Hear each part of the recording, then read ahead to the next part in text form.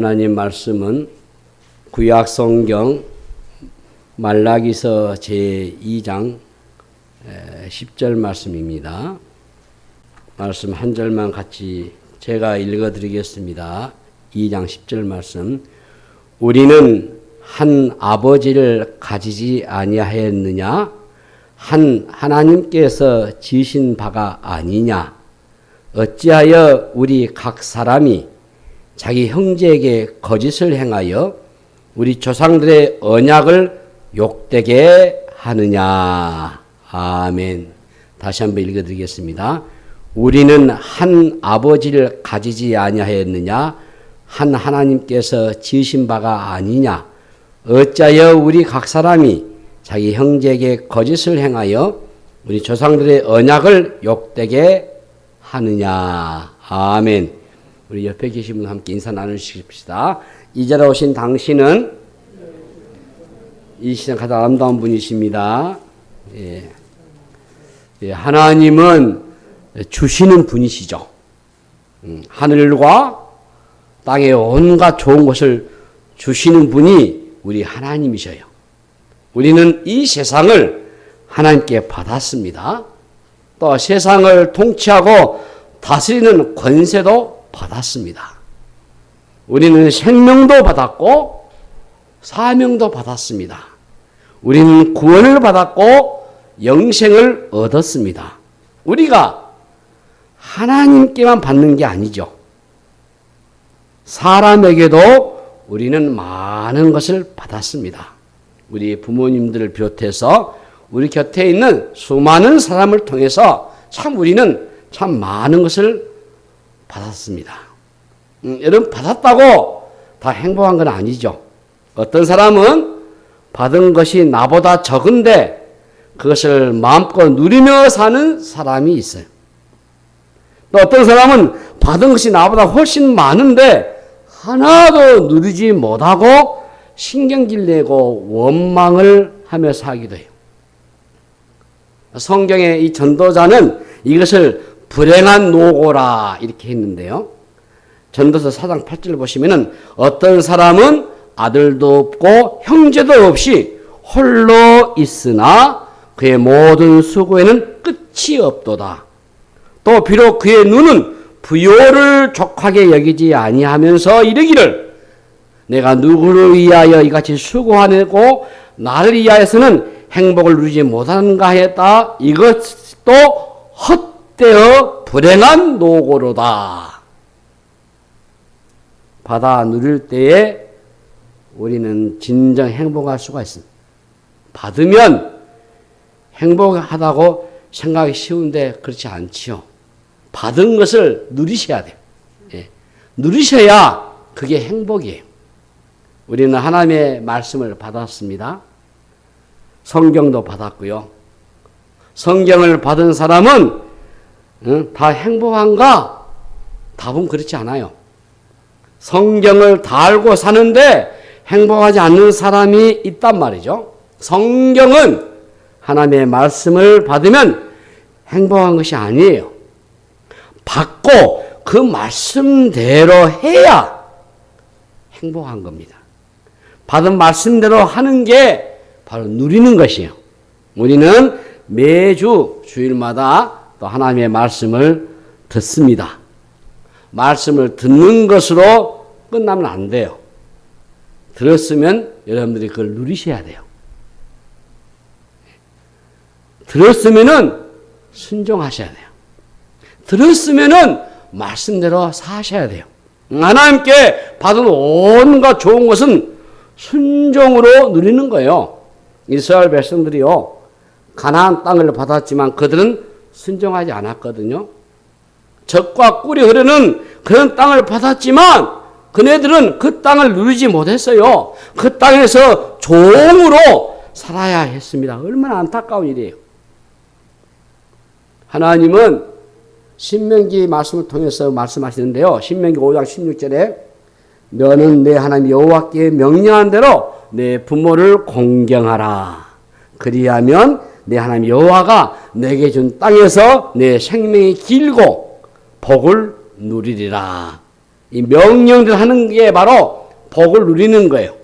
명령대로 하는 것이 구원을 사는 것이고 명령에 순종하며 하는 것이 천국을 미리 사는 길이라고 여겨집니다.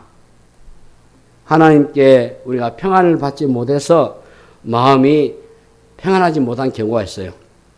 이 경우는 우리가 하나님께 평안을 구하면 되죠. 평안을 분명 받았음에도 우리의 마음이 평안하지 못한다면 어느 말씀인지는 모르겠지만 우리가 순종하지 않고 있는 말씀이 있을 가능성이 아주 높습니다. 여러분, 오늘도 우리는 어김없이 주의 말씀을 듣습니다. 그 말씀을 들으시고 그 말씀을 누리시고 그 말씀을 순종하시고 그래서 그 말씀이 연전하게 구원의 통로가 되고 행복의 통로가 되고 축복의 통로가 되시기를 바랍니다. 기도하겠습니다. 하나님, 은혜를 감사합니다. 오늘도 우리가 주님 앞에 섰습니다. 연약하고 부족하지만 주님을 사랑하고 주님을 의지하고 주님을 믿기에 하나님 오늘도 주의 말씀 받은 것을 순종으로 누리기를 원합니다. 우리를 붙드시고 함께 하시고 인도하여 주시옵소서. 우리 사랑하는 성도들을 살펴주시고 저의 삶 속의 생활 속에 하나님의 부유하심과 풍성한 복이 흘러넘치도록 역사하여 주시옵소서. 감사하고 우리 구주 예수 이름으로 간절히 기도하옵나이다. 아멘. 예. 계속해서 이 말라기 말씀을 살펴보고 다음 주일날 예배는 제가 월요일부터 총회를 가기 때문에 다른 말씀으로 한번 나누려고 합니다. 이 말라기 말씀을 보시면서 무엇을 느끼셨어요? 지금은 전반부이기 때문에 하나님의 그 크신 사랑 그리고 이 말씀의 경고를 우리가 지금 보고 있거든요. 하나님을 향한 이 사랑이 식어버리면 가장 먼저 예배에 문제가 와버려요. 예배에 실패가 되어버리면 거기에 대한 후유증이 굉장히 심각합니다. 이런 근본적인 문제의 원인은 영적인 타락을 가져와요. 영적인 타락의 원인은 영적인 지도자에게 있다라고 여겨집니다. 이 영적인 지도자가 타락하게 되면은 공동체 전체가 크게 몸살을 앓게 돼요. 불신하는 공동체는 이 영적인 갈등이 생겨버리고 영적인 갈망이 없어가지고 아주 미지근하게 되어버려요. 기도하겠지만 형식적으로 기도할 뿐이 되죠. 기도 응답에 대한 기대감도 없어버려요. 기도 응답에 대한 기대감이 없는데 뭐 힘있게 기도할 수 있겠습니까? 또 죄에 대한 기준이 분명하지 않다 보니까 죄에 대해서 아주 관대해버립니다. 하나님을 두려워하지 않게 되면 이런 현상이 나타나게 돼 있어요. 하나님을 두려워하지 않게 되면 그분의 말씀에 귀를 기울이지 않게 됩니다.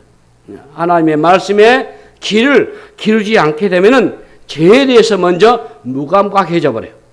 하나님과의 거리가 멀어져 버리고 영적으로 그래서 단절돼 버려요. 하나님과 어떤 관계를 맺느냐에 따라서 모든 게 결정돼 버려요. 하나님에 대한 갈망이 없는 마음은 하나님과의 단절로 이어져 버려요. 그러므로 이 영적인 열기, 영적인 열정 이게 아주 참 중요합니다. 우리 안에 참 간절함이 있어야 돼요. 이 영적인 기대감, 말씀에 대한 기대감 이게 있어야 되지 않겠습니까?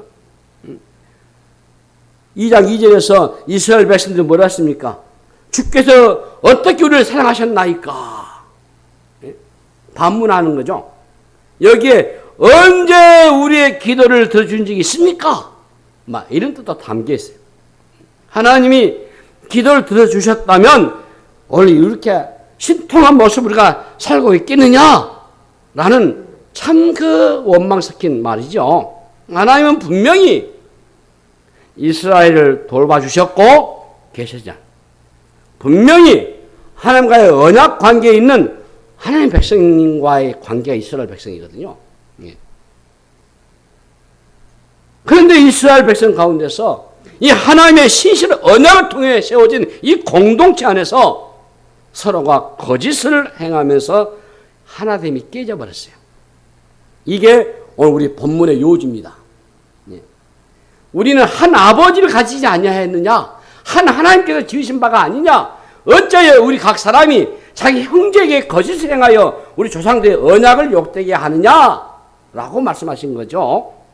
이 말라기 선지자가 이스라엘 백성이 하나 되지 못한 이 공동체를 말합니다, 지금. 이 하나 되지 못한 그들의 기도 응답받지 못한 요인이 됐다, 그 말이에요. 이 형제가 우리 혈육 말하는 형제를 말한 거 아니에요, 성경에서는. 예. 하나님과의 형제, 우리 믿음의 형제가 서로에게 성실하지 못해서 언약 공동체가 깨져버렸다면은 하나님이 그 공동체에 복을 주실 수 있겠습니까? 서로의 관계가 깨져버렸다면은 하나님은 그 공동체에 축복할 리가 없지요. 하나님은 공동체를 아주 중요하게 여기셔요. 잠깐 여기서 무교주의가 있거든요. 예수는 믿어도 교회는 안 나오신 분이 무교주의자 있습니다. 구원이 없어요. 단정할 만하면. 예수를 믿기는 믿는다 해도 반드시 믿게 되면 이 교회 공동체에 속해져야 돼요. 하나님은 이 공동체를 아주 중요하게 여겨요. 이 개인을 무시하는 뜻이 아닙니다, 여러분. 개인이 모인 하나님의 공동체를 가리켜서 성경에서는 언약의 공동체라 이렇게 표현합니다. 하나님의 뜻과 섭리는 이 언약의 공동체를 중심으로 이루어져요. 공동체에서 가장 중요한 게 뭐겠습니까? 관계입니다. 관계. 성부 하나님, 성자 예수님, 성령 하나님 이 삼일체에서도 관계가 중요해요. 하나님은 성부, 성자, 성령의 관계 가운데서 그분의 역사를 이루어 가셔요. 이 관계 가운데서 하나를 이루어 하나님의 뜻으로 이루어 가셔요. 하나님의 성품을 이어받은 이 하나의 공동체, 하나님의 공동체, 이 언약의 공동체는 철저히 관계 중심입니다. 관계. 하나님의 이 언약의 공동체는 창세기 12장에서 하나님이 아브라함을 부르신 것에서부터 시작이 돼요. 신약의 교회를 통해서 이 언약의 공동체를 완성해 가셔요. 본문에 보면은 이 공동체 안에서 형제에게 거짓을 행해가지고 하나님의 언약을 욕되게 했다. 이 말씀이거든요. 자, 왜 이런 일이 났습니까? 하나님과의 관계에서 문제가 생기면은 이 인간 관계에서도 문제가 생길 수밖에 없다. 그 말입니다. 이게 자연스러운 현상이에요. 하나님에 대한 사랑이 식어버리고 하나님을 위한 예배가 깨짐으로써 그분과의 관계에 문제가 생기니까 한 하나님, 한 아버지를 모신 언약의 공동체 안에서도 이렇게 문제가 생긴다. 그 말이에요. 인간 관계에서 우리가 어려움을 느낍니까? 그래서 비단 인간 관계 문제만 아닐 것입니다. 부부 사이가 좋지 않습니까? 이건 비단 부부 사이 문제만 아닐 것이에요. 근본적인 문제를 생각해 보셔야 돼요. 이 하나님과의 관계를 먼저 살펴보시란 말이에요. 하나님과의 관계에 문제가 있으면은 인간 관계에 문제가 반드시 생깁니다. 영적으로 변들면은 인간 관계가 뒤틀리게 돼 있어요. 잘 지내시다가도 갈등이 생기고요. 별것이 아닌 것이 원수가 될 수도 있어요. 잘 지냈는데 하루아침에 원수가 되기도 해요. 오래된 공동체 안으로 들어가 보면은 이처럼 인간 관계가 꼬여버리는 것이 참 많아요. 겉으로 봐서는 문제가 없어 보이겠지만 깊숙이 들어가 보면은 반목과 그리고 질시가 자리 잡고 있어요. 그래서 정죄를 합니다. 비난의 화살을 던져요.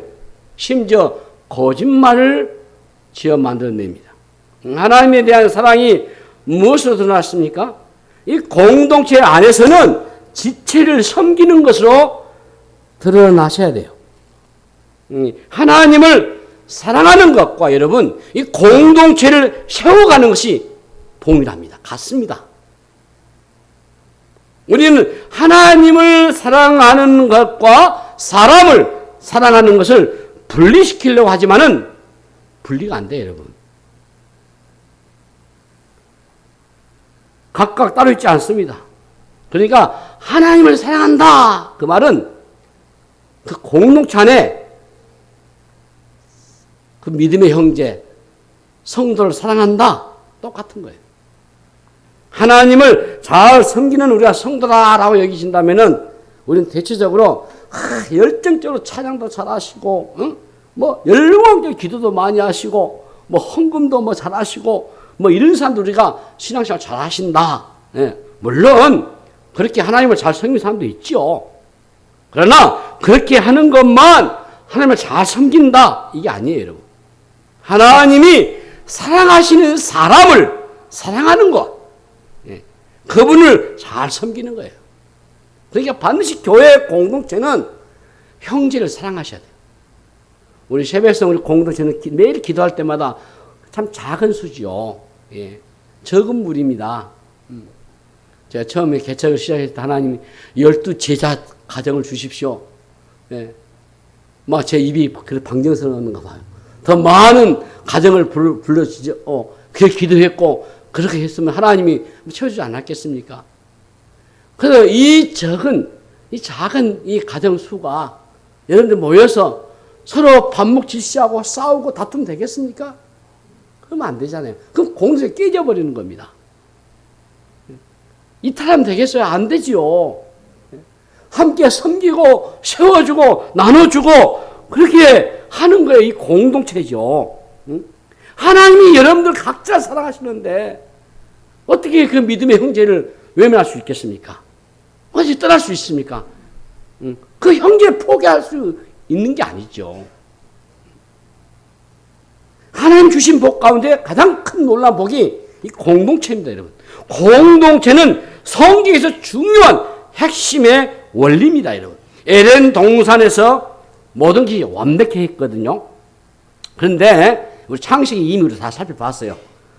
하나님이 에덴 동산을 완벽하게 다 했는데 좋지 못한 게 하나 있어요. 그게 뭐죠? 사람이 혼자 사는 것이었어요. 여기에 대한 해결책으로 하나님이 공동체를 주십니다. 이걸 해결하기 위해서 여자를 만드셨고 가정을 이루게 하셨어요.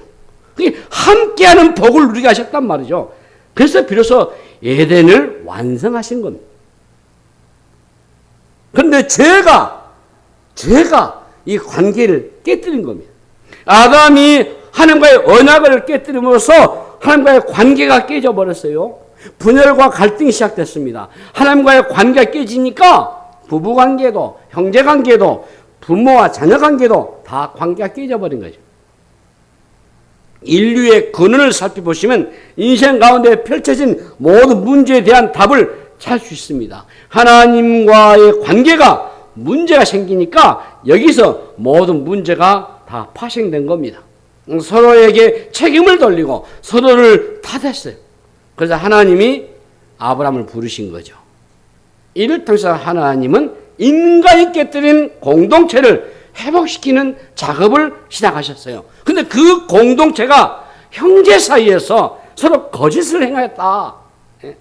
조상들과의 언약을 깨뜨렸다. 그 말이에요, 지금. 이런 일이 오늘날 우리 주변에 많이 일어납니다. 교회 안에서도요, 서로 욕하고 비난하고 싸워요.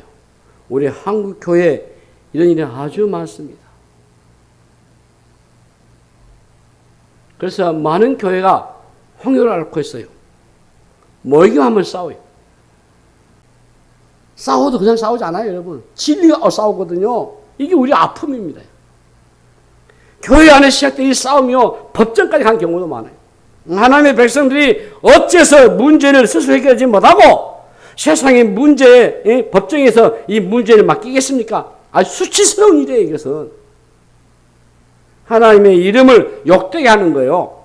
교회는 그리스도의 몸이잖아요. 한 사람 한 사람이 모여서 하나가 돼서 그리스도의 몸을 이루잖아요. 서로 연결되어야 하나가 될 수 있고 그리스도의 몸을 이룰 수 있는 겁니다.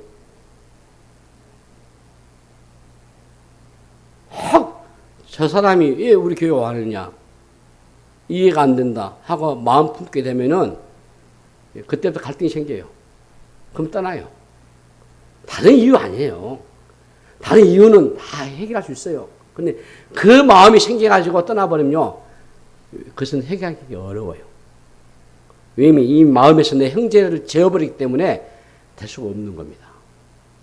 이 교회 공동체가 그렇게 중요한 겁니다. 여러분들이 다 교회를 이렇게 다 섬겨 오셨고 잘 섬겨 오시고 지금 우리 세배성 우리 지체를 섬기고 있지만은 그렇습니다. 교회가 그리스도 안에서 맺어진 그리스도의 피로 하나 된 언약의 공동체거든요. 그리스도의 피로 우리가 하나가 됐잖아요. 예. 그러므로 그리스도 안에서 형제를 사랑하셔야 돼. 이게 바로 주님을 사랑하는 거예요, 여러분. 예수를 안 믿는 사람들은 이 일을 몰라요. 언약의 공동체를 몰라요. 주 예수의 피로 맺은 이 형제를 몰라요. 세속적인 혈연 관계밖에 모르죠. 그 피는 물보다 진한. 그래서 안 믿는 사람들 생각이죠. 믿는 사람은 그게 아니잖아요. 그리스도는 사랑하는데 그리스도의 몸인 지체가 미워할 수 있겠습니까, 여러분? 그럴 수 없잖아요. 손가락이 마음에 들지 않는다고 손가락을 잘라볼 수 있겠습니까, 여러분? 약해도 못나도 우리는 하나의 몸이에요. 우리를 아프게 하고 힘들게 해도 이게 잘라버릴 수 없는 거예요. 그리스도 안에서 형제와 자매를 미워하는 것은 자해행위입니다, 여러분. 제가 목사님들을 무조건 다 좋아해요. 제가 딱 예수 믿고 원칙을 세워서 원칙을. 나는 절대로 목사님과 대처하지 않겠다. 내 자식도, 내 누구도 그걸 가르쳐야 되겠다. 첫 번째는 목사님. 두 번째는 내 혈육에 있는 내 부모를 난 배척하지 않겠다. 부모를 욕하고 부모를 거역하면 되겠습니까? 그거 어디 사람이 어디 자식입니까? 안 되죠. 그래서 제가 우리 애기들한테 절대로 교회에서 목사님과 대척하지 말고 부모하고 대척하지 마라. 하나님 그러면 복 주시지 않는다. 왜 그 원인이 어디에 있나 하면은 교회 공동체에 목사님이 아버지 역할이에요. 칼빈은 교회를 어머니라 했어요. 또 하나님이 우리 부모에게 그런 권세를 주셨어요. 그런데 좀 부족해도 우리 공동체 안에서 서로가 지체에 대해서 우리가 서로가 섬겨야 되는데 그러지 못하고 인지하지 못하고 그럼 되겠습니까? 안타까운 일이죠. 실수와 연약함으로 아픔을 겪은 교회를 보면 참 마음이 무척 아파요. 예. 그리스도 안에서 한 몸이기 때문에 아파요. 우리 교회는 그런 아픔이 없지만은 다른 공동체가 그런 일을 당하면 아파요. 힘들어요. 그래서 그런 일이 발생하지 않도록 노예에서 목사님들이 잘 행정을 해야 되고 치료해야 한다고 저는 봐요. 그래서 노예를 세운 목적이 교회를 세우기 위한 것이 목사 세우기 때문에 그렇다고 저는 봐요. 미워하는 순간에 우리의 어둠에 들어가거든요. 어둠에 들어가면은 분별력 잃어버려요. 응? 자기가 무슨 일을 하는지 알지 못해버립니다. 자, 요한은 1서 2장 10절 그의 형제를 사랑하는 자는 빛 가운데 거하여 자기 속에 거리낌이 없으나 그의 형제를 미워하는 자는 어둠에 있고 그 또 어둠에 행하며 갈 곳을 알지 못하나니 이는 그 어둠이 그의 눈을 멀게 하였습니다. 요한 1서 3장 15절 말씀 그 형제를 미워하는 자마다 살인하는 자니 살인하는 자마다 영생이 그 속에 거하지 아니하는 것을 너희가 아는 바라 했어. 여러분 살인이 얼마나 무서운 죄입니까? 살인자는 죄목을 단체에 살고 싶은 사람은 한 사람도 없을 것입니다. 세상에서도 살인죄를 지으면 무거운 벌을 받잖아요. 존속살인은 아주 끔찍한 죄입니다, 여러분. 10계명에서 6번째 계명이 살인하지 말지나. 생명은 하나님부터 오는 것이기 때문에 하나님은 살인을 무섭게 다루셔요. 교회에서 여러분 일하실 때 착각해서 안 돼요. 능력이 있어서 일을 멋지게 하는 것은 그렇게 중요하지 않다고 봐요. 교회 공동체는 반드시 사랑이 전제되어야 돼요. 좀 형제가 약해도 좀 부족해도 주의 사랑으로 품으셔야 돼요. 목사님, 왜 저 사람이 우리 교회에 옵니까? 어떻게 하라는 거예요? 하나님 보내주셨는데. 그건 말이 안 되잖아요. 모를 그런 인격도 아니고, 설명을 해도 그걸 받지 않아요. 마음에 이미 다 접어버리니까.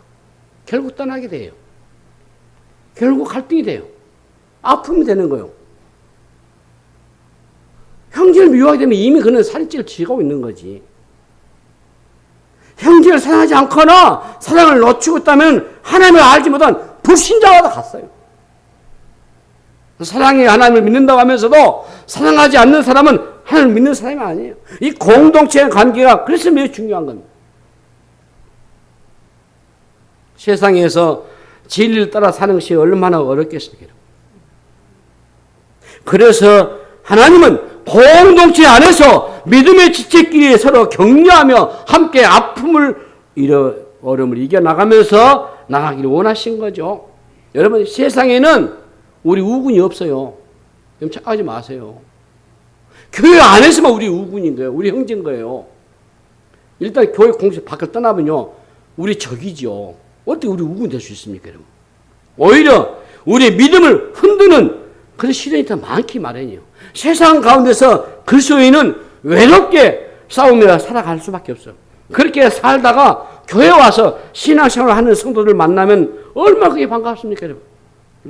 같은 목적을 가지고 같은 방향을 향해서 나아가는 사람을 만나는 것이 그렇게 바꾸고 기쁜 일인 거예요.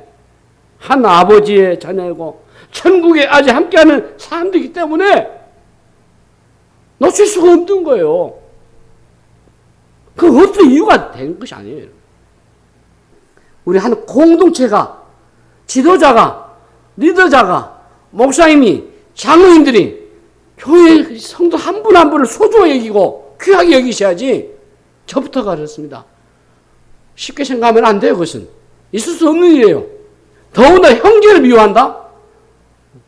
엄청난 범죄입니다. 서로 사랑하는 것은 소홀히 여기거나 서로 사랑하는 데 실패하면 그 공동체요 급속도로 힘을 잃게 됐어요. 왜? 교회 특성은 사랑이거든요. 사랑이 식은 교회는 더 이상 교회가 아니죠. 사랑하지 않는 교회는 하나님을 모르는 교회고 하나님 믿지 않는 교회죠. 우리 주님이 말세에 대해서 마가복음 23장 12절에 불법이 성함으로 많은 사람의 사랑이 식어졌다고 했어요. 이게 세상의 모습이죠. 오늘 우리 시대의 모습입니다.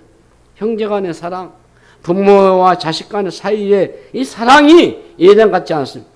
갈수록 사랑은 식어가죠. 오늘날에는 돈이 우상이 되어버렸어요. 우리는 세상의 거짓된 메시지에 감염되어 있어요. 지금 돈이 없어서 이렇게 불행합니까? 세상은 본래 그랬어요. 근데 교회 공동체가 문제가 되어버립니다. 세상에 없는 것이 교회에 있어야 해요. 그게 바로 주의 사랑이요. 하나님의 사랑입니다, 여러분. 우리 지체는 규모가 적든 많든 간에 서로 사랑하고 서로 섬기는 행위를 하셔야 돼요. 교회는 그래야 돼요. 교회만큼 그래요. 세상은 안 그런다 해도 교회는 그래야 돼요. 저와 여러분 그래야 돼요. 그래서 함께 기도해주고 함께 격려해주고 함께 축복해주고 함께 믿어주고 함께 사랑하고 섬겨 나가야지. 하나님은 사랑이시잖아요. 성령은 사랑의 영이시잖아요. 그리스도는 사랑의 화신이잖아요. 십자가에는 그 사랑이 십자가에 농축되어 있잖아요. 우리는 이 공동체의 건강성을 늘 점검해 보셔야 돼요. 공동체에 사랑이 있는지를 확인해 보셔야 돼요. 사랑이 식으면은 별거 아닌 것 때문에 서로 미워하고 중상모략하고 무시하거든요. 그러면 사랑이 있느냐가 매우 중요한 것입니다. 마지막까지 붙잡을 것은 다른 무엇이 아닌 사랑임을 깨달으셔야 돼요. 예. 이걸 목회를 하면 할수록 예. 선명해지는 겁니다. 남은 것 딱 하나입니다. 사랑만 남습니다. 주의 사랑만 남아요. 예. 우리 목사님들은 하나님이 강조하신 것, 예수님이 강조하신 것만 강조하면 된다고 봐요. 예. 하나님이 강조하시지 않는 것을 굳이 강조할 필요가 없지요.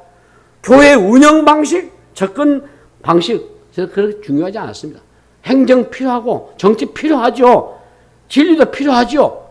그런데 어떻습니까? 별거 아닌 문제로 싸우는 거 얼마나 우리 주변에 많습니다. 교회사를 살펴보시면요. 지금 우리 교회 앞에 드럼이 있잖아요. 피아노도 치고 기타 치잖아요. 근데요. 이 악기 때문에 교회가 크게 싸우는 일이 있어요. 예. 교회에 피아노가 들어오기 아니 얼마나 엄청난 신이 있는지 몰라요. 전통적인 교회에서는 예배 시간에 오르간을 쳤어요. 소리가 경망스럽다 해서 피아노를 치지 못하겠어요. 근데 기타 칠 수 있겠어요? 그런 유치한 일들이 우리 교회사에 있어요. 우리는 진리 문제가 아니면은 관대해야 한다고 봐요. 예. 진리 문제도 사랑으로 다루지 않으면 안 되잖아요. 요한계시록 에베소 교회가 실패한 이유가 뭐겠습니까? 에베소 교회는 진리를 수호하기 위해서 열심을 내다가 사랑을 잃어버렸어요. 그래서 예수님이 에베소 교회를 향해서 사랑을 회복하라고 말씀하셨어요. 처음 사랑을 회복하라고. 사랑을 회복하지 않게 되면은 촛대를 옮기겠다고 말씀하셨어요. 잘못된 거 있으면 고쳐야죠. 근데 그 속에 사랑의 마음을 가지고 하셔야 돼요. 예. 교회에서의 징계도 마찬가지요. 이 사랑과 온유의 마음이 없으면은 치리가 참 어렵습니다. 사랑이 없으면 교회는 허물어져요. 예. 사랑이 실패하지 않는다면은 교회는 문제될 것이 없어요. 다른 것은 그냥 지나갈 수 있지만은 사랑하지 않는 것은 그냥 지나갈 수 없는 거예요. 우리는 사랑하는 일에 실패해서는 안 됩니다. 신앙생활을 잘못할 때 나타나는 증상이 있어요. 그건 속이 좁아진 겁니다. 이해의 폭이 좁아져요. 이해의 폭이 좁아진다 그 말은 고집이 세다는 거예요.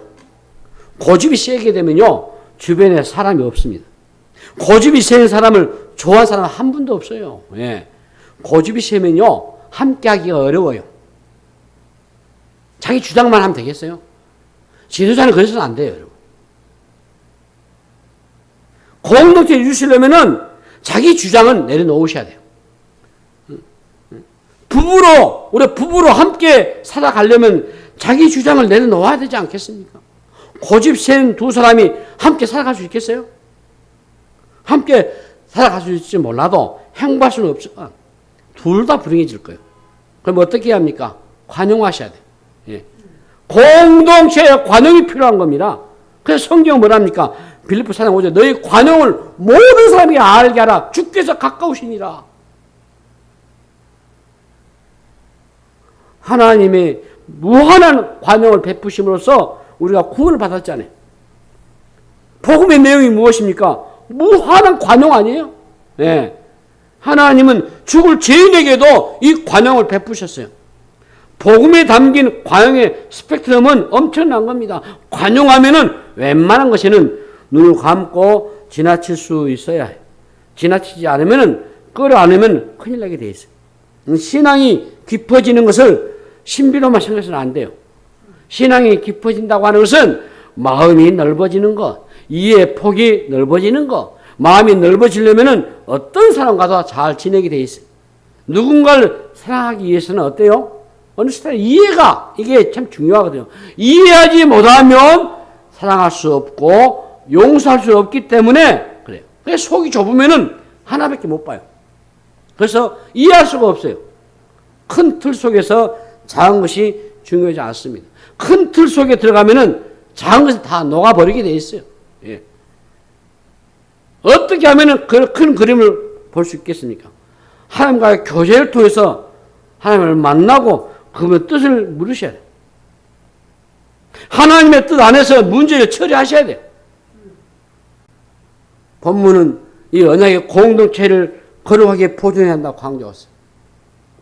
언약의 공동체를 거룩하게 보존하려면 어떻게 해야 되겠습니까? 거짓을 버려야 돼요. 거짓을 버려야 돼요. 에베소 4장 31절에 보시면은 너희는 모두 악독과 노함과 분냄과 떠드는 것과 비방하는 것을 모두 악에 함께 버리고, 베드로서 2장 1절에 보시면은 그런 모든 악독과 모든 기만과 외식과 시기와 모든 비방하는 말을 버리고, 그래서 공동체는 말이 중요한 거예요. 말로 관계에 맺을 수도 있고 말로 관계를 깨버릴 수도 있어요. 사도 바울과 베드로가 비방하는 말을 버리라고 했잖아요. 비방은 관계를 깨거든요. 남을 비난하는 사람은 그래서 영적으로 병든 사람입니다. 다른 사람에 대해서 곱지 않는 것을 말하는 것은 문제가 있어. 곱지 않게 말하는 사람에게 문제 있기 마련이지 않겠어요? 우리는 사람에 대해서 평가할 때 조심해야 합니다. 생각하고 또 생각해 보셔야 돼요. 성급하게 판단하면은 실수할 수도 있기 때문에. 사람을 온전히 아는 데는 많은 시간이 걸려요. 수십 년간 함께 산 부부도 잘 모르는 부분이 있기 마련이요. 한 사람에 대해서 자신이 알고 있는 것이 그 사람이 전부다? 라고 생각하면 곤란해요. 말라기에서 강조하는 것이 바로 그것이에요. 바른 관계를 맺지 못하는 것은 하나님과의 관계가 막혔기 때문이에요. 남에게 거짓을 행하고 남을 비방하는 것 자체가 문제는 아니죠. 깊이 들어가 보면은 형제에 대한 사랑이 없기 때문에 형제를 비난하는 거예요. 이런 사람의 마음속에 하나님에 대한 사랑이 없어요.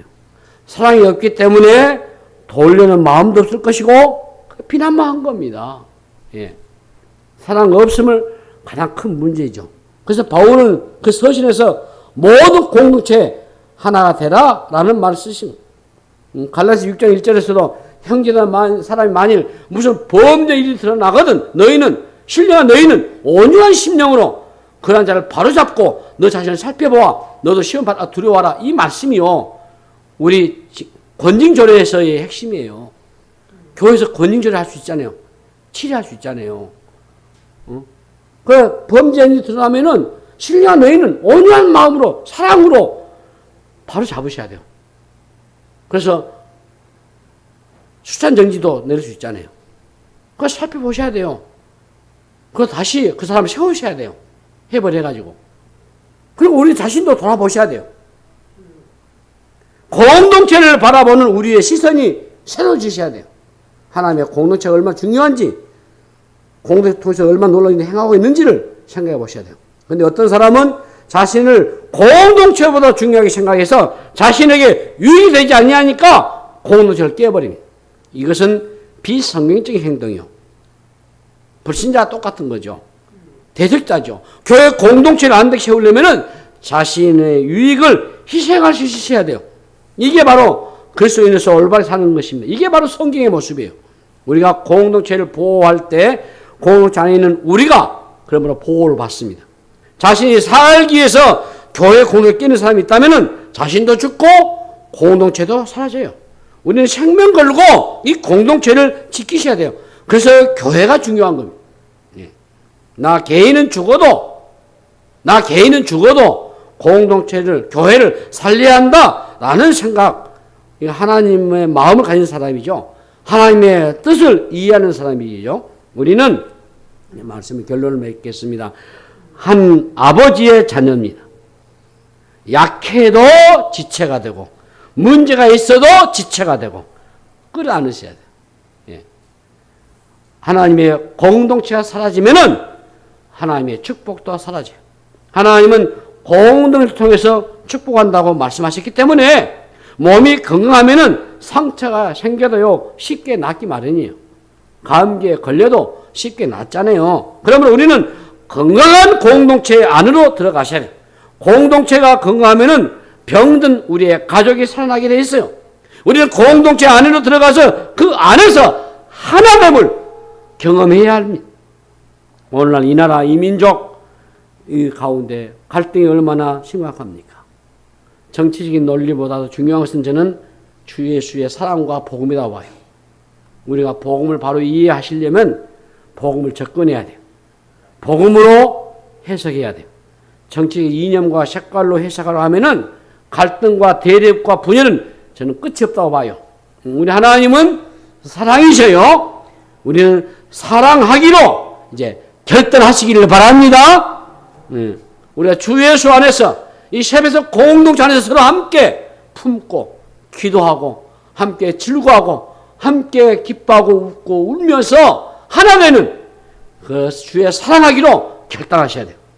하나님의 성품을 우리의 공동체의 삶 속에서 흘러보는 한 아버지, 한 하나님을 섬기면서 우리의 공동체를 아름답게 세워가는데 이런 모두가 힘쓰시기를 바랍니다. 그렇게 할 때 하나님은 우리에게 복을 주실 것이고 우리 공동체에도 복을 주실 것이고 우리 민족에게도 이 복을 줄 줄로 믿습니다. 기도하겠습니다. 하나님 아버지 은혜를 감사합니다. 우리 공동체에서 먼저 사랑의 결단하게 하여 주시옵소서. 우리의 공동체가 복을 받고 우리의 가정이 복을 받고 우리 자녀들의 복을 받고 이 민족이 복을 받을 줄로 믿습니다. 주여 우리를 사랑하여 주시옵소서. 감사하고 우리 구주 예수 이름으로 간절히 기도하옵나이다.